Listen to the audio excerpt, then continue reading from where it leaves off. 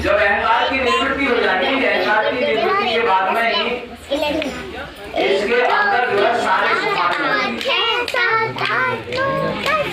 जब तक अहंकार की निवृत्ति नहीं होगी, अब तू मेरे को क्योंकि बताया दया धर्म का मूल है, पाप मूल अभिमान। तुलसी दया न विसारिए जब तक घटना प्राण। दया जो है वो धर्म का मूल बताया और अहंकार जो है ये पाप का मूल बताया। ऐसे तो काम, क्रोध और लोभ, इन तीनों को नरक का द्वार माना गया कि तीनों ही नरक के द्वार हैं। और इन्हीं के लिए बताया कामी, क्रोधी, लालची। कामी है, क्रोधी है, लालची है। जब तक ये काम क्रोध लोगों में अहंकार हमारे अंदर रहेंगे, तब तक हमारे लिए आगे नहीं बढ़ने देंगे। तो इनका पीछे करने के लिए तो इनको पीछे करो और इनसे आगे बढ़ो। अहंकार की निवृत्ति होने के बाद में ही हम इनसे आगे बढ़ पाएंगे,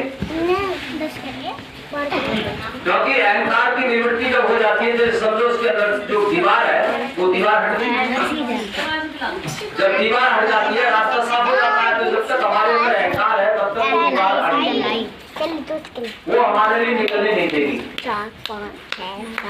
तो इसके लिए हमारे महापुरुषों ने साष्टांग प्रणाम निकाला एक रास्ता,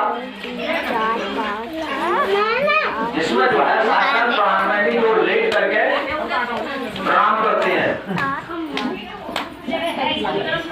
पूरे शरीर से, तो उसमें अहंकार की निवृत्ति हो जाती है। और यहाँ पे बताया कि वास्तविक जो है तो हमारे उसको ज्ञान हो जाता है, आत्मज्ञान। आत्मज्ञान होने पर ही समझो कि इसका नया जन्म हुआ। 3 जन्म जो बताए गए कि पहला जन्म हमारा माता पिता के द्वारा है और दूसरा जो जन्म होता है हमारा, इसमें गुरु के द्वारा होता है। गुरु के द्वारा जो है दूसरा जन्म हो जाता है, क्योंकि गुरु कहता है कि तू सही नहीं है, तू जीव है। तो जीव को अविनाशी कहा गया कि तो जीव जो है वो भी अविनाशी है। जैसे कबीर ने कहा है कि मन मरे मनवा मरे मर मर गए शरीर, आशा तृष्णा ना मरी कहे दास कवि। तो जब तक ये आशा तृष्णा नहीं मरती है तब तक बताया है कि समझो कि इसका जन्म नहीं हुआ है। एक जन्म हमारा माता पिता के द्वारा, दूसरा जन्म हुआ हमारा गुरु के द्वारा। गुरु ने कहा कि तू शरीर नहीं है, तू देह नहीं है, तू जो है जीव है। तो उसमें गुरु ने हमको जीव का ज्ञान करा दिया और धीरे धीरे धीरे धीरे जो जैसे हम सत्संग सुनते रहते हैं, सत्संग में आने पर महापुरुषों का कुछ लोग तो जो है जैसे सत्संग कभी इधर का सुनाया कभी उधर का सुनाया, इधर उधर का सत्संग जो है वो हमारे लिए भयभीत तौर पर देता है कहीं कहीं। तो आध्यात्मिक जो सत्संग है, क्योंकि गीता में कहा है कि भाई आदिमानी प्रकृति और तम मानी आत्मा, जिससे हमें हमारे अज्ञान का नाश हो और आत्मा का हमारे अंदर प्रकाश हो।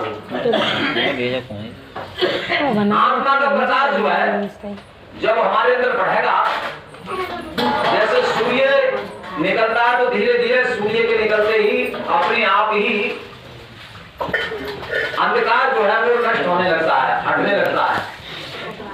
ऐसे ही जब हमारे अंदर आत्मविश्वास बढ़ने लगे,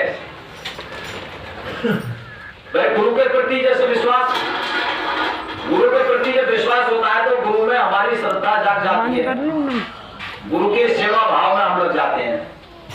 बंद कर लो। ऐसे ही जब हमारे अंदर मेरे यहाँ